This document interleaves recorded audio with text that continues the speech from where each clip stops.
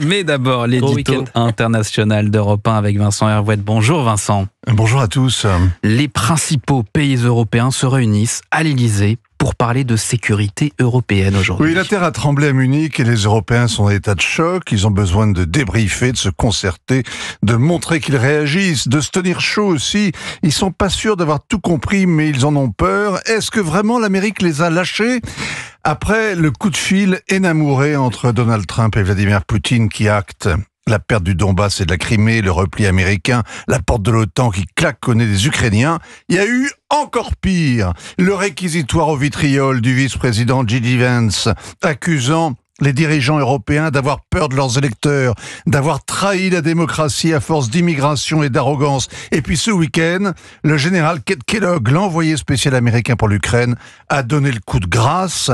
Les Européens ont compris qu'ils n'auraient pas voix au chapitre, pas même un strapontin aux négociations de paix entre l'Ukraine et la Russie. Ils seront juste bons à payer la reconstruction et à fournir tout seuls des garanties de sécurité. Cela veut dire quoi, fournir des garanties de sécurité, Vincent ? Dans l'absolu, ça veut dire trouver les moyens pour qu'après le cessez-le-feu, la guerre ne reprenne pas. Les Allemands paniquent à l'idée que la Russie, enhardie par sa victoire, recommence tôt ou tard. Leur service de renseignement prétend même que ça arrivera dans les 5 ans. C'est sûr, croix de bois, croix de fer. Le BND est une usine à désinformation, on n'est pas forcé d'y croire.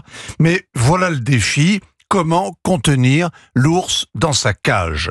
Volodymyr Zelensky a la réponse, c'est toujours la même. Engagez-vous, il veut une armée européenne chez lui et que les Ukrainiens aguerris par les 3 années passées à se battre en soient la force d'élite. Ça paraît tout simple, en fait c'est quasi insoluble. Les Russes qui veulent la neutralisation de l'Ukraine n'ont jamais accepté que l'OTAN s'y déploie et ils ne vont pas davantage y accepter une force européenne.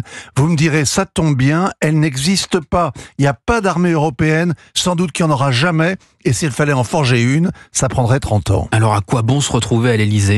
Eh bien parce que le plan de paix américain va mettre fin à l'implication des États-Unis, mais il n'apporte ni la paix en Ukraine, ni la sécurité en Europe. Il faut bien répondre à ce défi, au moins faire semblant, et ça c'est notre spécialité. On adore faire semblant, et depuis 3 ans on fait semblant de faire la guerre, tellement qu'on vient de la perdre. La réunion est informelle, ça veut dire n'attendez aucune décision.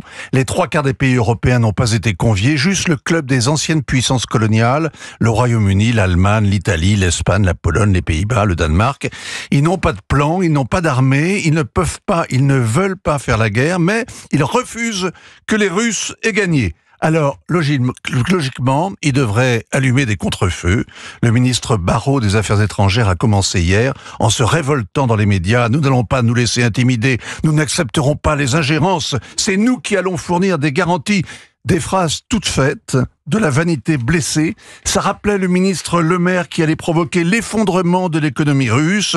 À l'Elysée, visiblement cet après-midi, ce sera la conjuration des impuissances, incapables de faire la guerre comme de faire la paix. Ainsi va le monde, la signature Europe 1, Vincent Hervouet. À demain, Vincent.